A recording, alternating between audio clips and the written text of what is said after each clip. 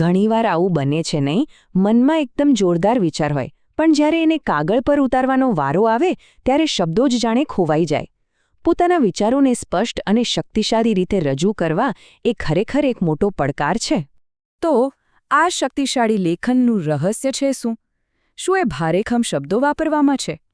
કે પછી લાંબા અને ગૂંચવાડા ભર્યા વાક્યો બનાવવામાં? સારું, આપણે બધા ક્યાંક ને ક્યાંક આ સવાલનો જવાબ શોધતા હોઈએ છીએ. હવે મજાની વાત એ છે કે આનો જવાબ કોઈ મોટી વર્કશોપમાં કે મોંઘા પુસ્તકોમાં નથી મળ્યો. એ મળ્યો છે ભારતના ગુજરાત રાજ્યની 9મા ધોરણની એક પરીક્ષા ગાઈડમાં. હા, બિલકુલ સાચું. ચાલો તો પછી જોઈએ કે આ સાધારણ દેખાતી ગાઈડમાં એવું તે શું અસાધારણ જ્ઞાન છુપાયેલું છે. ચાલો તો આ રહસ્યને સમજવા માટે આપણે એક એન્જિનિયરની જેમ વિચારીએ. આપણે આ ગાઈડમાંથી એક સરસ મજાનો ફકરો લઈશું અને એને ખોલીને જોઈશું. એનું વિચ્છેદન કરીશું, જેથી એની પાછળની જે બ્લુપ્રિન્ટ છે એ આપણને બરાબર સમજાય.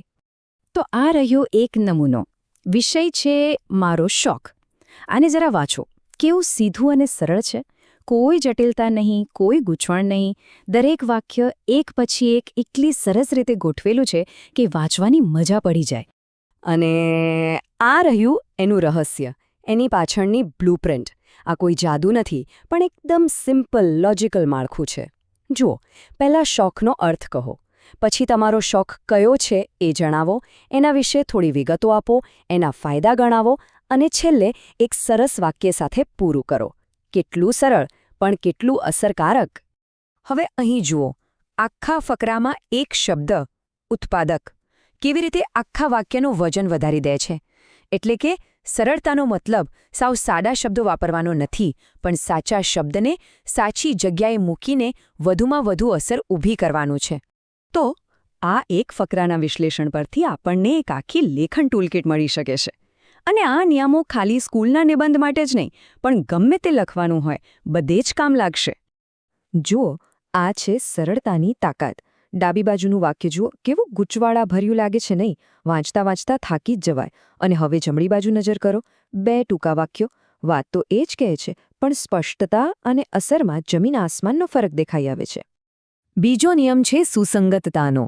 આ ગાઈડ એક બહુ જ સરળ રસ્તો બતાવે છે. જો કોઈ ઘટના વિશે લખી રહ્યા હો તો ભૂતકાળ વાપરો, અને જો કોઈ સામાન્ય વિષય જેમ કે શોખ કે કોઈ વ્યક્તિ વિશે લખતા હો તો વર્તમાનકાળ. આ એક નાનકડો નિયમ વાંચનાર માટે ઘણી મૂંઝવણ દૂર કરી દે છે.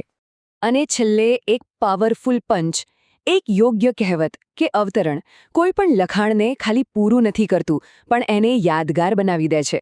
એ આખા લખાણનો સાર આપીને વાંચનારના મન પર એક ઊંડી છાપ છોડી જાય છે. અને આ બ્લુપ્રિન્ટની ખરી સુંદરતા તો હવે જોવા મળશે. આ માળખું લગભગ કોઈ પણ વિષય પર કામ કરે છે. ચાલો ફટાફટ જોઈએ કે આ એક જ ફોર્મ્યુલા અલગ અલગ વિષયો પર કેવી રીતે કામ કરે છે. જેમ કે કોઈ અંગત વિષય પર લખવું હોય તો મારી માતા. શરૂઆત એકદમ સીધી અને સ્પષ્ટ. કોઈ મહત્વાકાંક્ષા વિશે જેમ કે શિક્ષણ, એકદમ પ્રેરક વાક્યથી શરૂઆત. કોઈ હકીકત રજૂ કરવી છે જેમ કે વાઘ વિશે, તો શરૂઆત એકદમ મુદ્દાસર. અને પર્યાવરણ જેવા મોટા વિષય પર પણ પહેલું જ વાક્ય મુખ્ય સંદેશ આપી દે. માળખું એક જ, વિષયો ભલે અલગ હોય, પણ પરિણામ હંમેશા એક જ, સ્પષ્ટ અને અસરકારક લેખન. સારું, આ બધું તો શાળાના નિબંધો માટે બરાબર છે, પણ વાસ્તવિક દુનિયામાં આનું શું? હકીકતમાં આ સરળ સિદ્ધાંતો શાળાની બહાર આપણા રોજિંદા જીવનમાં, કામકાજમાં વધુ શક્તિશાળી સાબિત થાય છે. તો આ રહ્યું આખું રહસ્ય 4 સરળ પગલાંમાં. એક મુખ્ય વિચારથી શરૂઆત કરો, એને સરળ વાક્યોનો ટેકો આપો, એમાં થોડી વિગતો અને સારા શબ્દો ઉમેરો, અને છેલ્લે એક દમદાર વાક્ય સાથે પૂરું કરો. ભલે પછી એ એક ઈમેલ હોય, સોશિયલ મીડિયાની પોસ્ટ હોય કે પછી કોઈ મોટી રજૂઆત, આ ટૂલકિટ હંમેશા કામ લાગશે. તો હવે આ સરળ પણ શક્તિશાળી બ્લુપ્રિન્ટ હાથ વગી છે. સવાલ એ છે કે આનો ઉપયોગ કઈ વાર્તા કહેવા માટે થશે? કયો વિચાર દુનિયા સુધી પહોંચાડવામાં આવશે? નિર્ણય હવે લેવાનો છે.